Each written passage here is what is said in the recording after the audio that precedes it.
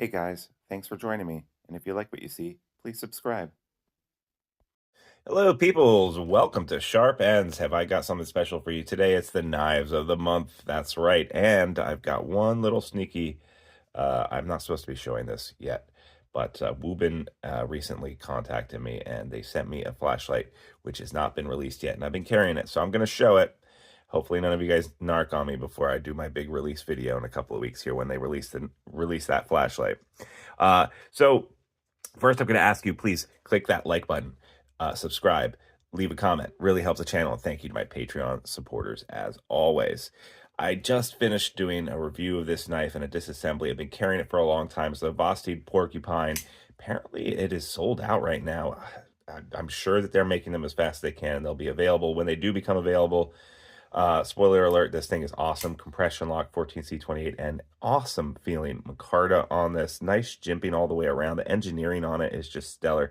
Check out my videos for the disassembly as well as a review of this. Nice little accents where they've done this machining and they've like reversed milled out the button and the pivot and they've got a collar here. Just all around incredible knife, incredible value, 70 bucks. Absolutely a banger. Next, I believe this is called the Nucleus, and this is CRKT. Is it the Nucleus? Wait, I just put the box down. Let me double check. Yeah, Nucleus. Wong Designs, something very different for me. It kind of, I don't know, I can't figure out when this was released, but it kind of reminds me of Isaiah Agard. I don't know if he's cribbing from him or not, but it's just something different, and it looks cool, and it's also a fidget toy. Excuse me, I've got a little bit of green stain from working on a project. Front flipper, I don't like front flippers, but this works really great as one. And reverse flick good. The thumb, there's not quite enough there for me to do a good thumb flick, but you know, just very fun. I love the aesthetics of this knife, so I've been carrying this occasionally when I don't need a serious knife, but I want to carry something to fidget with. It's a great little fidget toy for the adult in me or the child in me. Next, the Black Mirror. Carried this. I got this recently. I haven't actually, this Max Ace.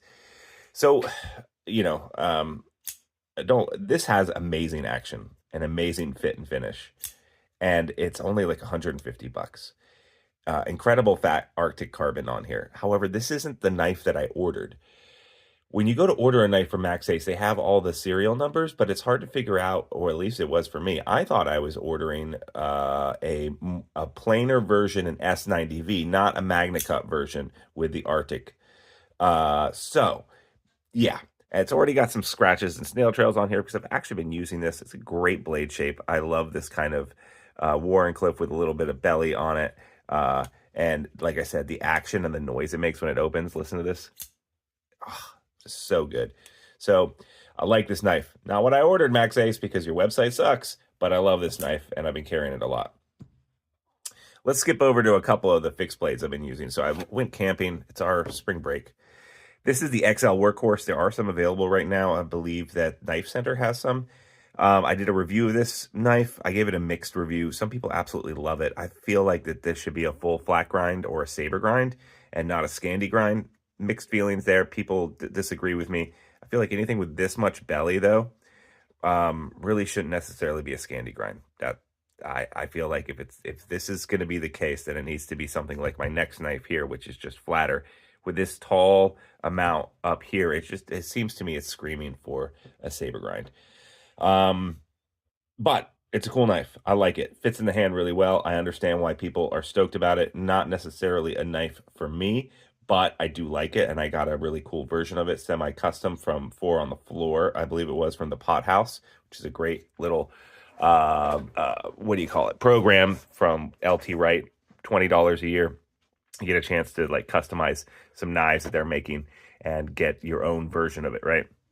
So that's really, really cool.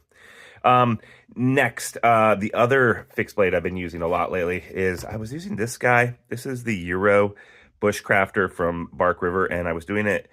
I've already made a review of this knife, but it wasn't one that I had really gone camping with it. I went camping for good 4 or 5 days, and I used nothing but this and this to build fires with and around. And you can see it's got scorch marks on it and stuff. That will all rub off. First production run, Magna Cut. I love the shape. I love the handle. Very easy to baton with. Like when I was saying with Scandi grind, it needs to have less belly, more of a flat for me to be a good Scandi grind. Um, you can disagree with me. That's fine. Uh, it throws a pretty good spark, not as a good spark as the sharpened spine from the LT Right. And this circle thing here, this like little notch here, which is supposed to be for helping to throw sparks better, absolutely does not work. Like, I mean, yeah, sure, it'll throw a couple of sparks. I'm doing this off screen because I don't want to. It just it's not as effective as having a sharp spine, or the I think the flat works better. I don't know. I think it's gimmicky. I don't. I'm sure there's someone out there who says, "Oh my God, I've never thrown a spark so well before." I don't buy it, dude. So I'm gonna re-review this knife now that I've used it some more. I like it a lot. I like the convex Scandi grind combination. I think it's something that Bark River does really well. A lot of people lately have been complaining again about their quality control. I still haven't really had any issues with them.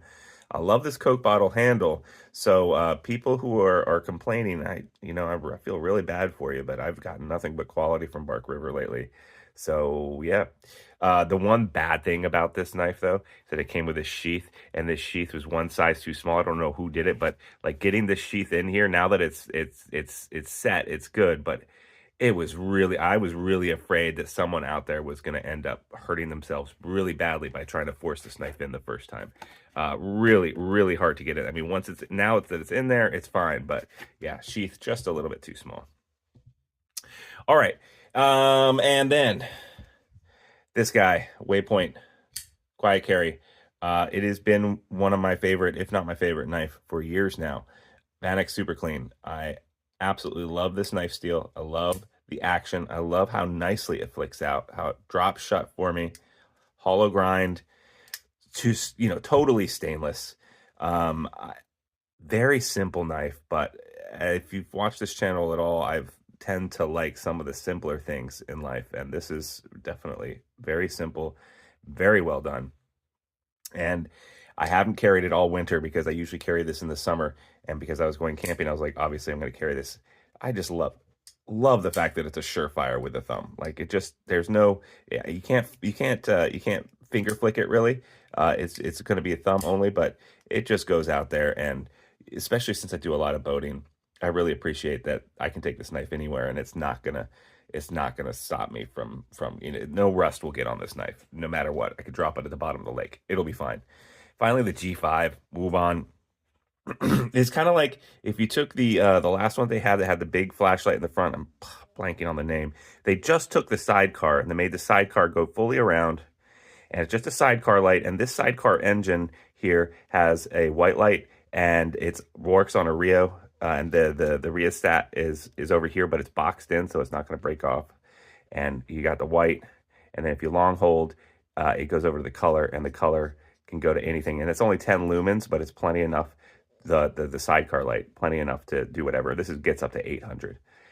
Yeah, and magnet on the back, and very cool little feature over here. This is actually a clip. You pull it out and over, and now you can clip it onto something, but the clip goes away otherwise. And it locks with a button. Ingenious. Like, and $20. Yeah, I don't think I'm supposed to be showing you this. It's coming out on like April 11th. I love it. Absolutely love it. Best $20 in the whole world. I got one sent to me for free. I'll probably give one away to one of my Patreon subscribers because they're the best. Thank you, Patreon subscribers. Anyway, please like, subscribe, leave a comment. Tell me what you used the most this month. Are any of these knives that you've used or you disagree with me on? I'd really love to know. And as always, if you want to help support this content for $3 a month, follow the Patreon link down below, and you get a chance to win a knife every single month. Thanks so much, guys, and I'll see you next time on Sharp Ends. Bye-bye now.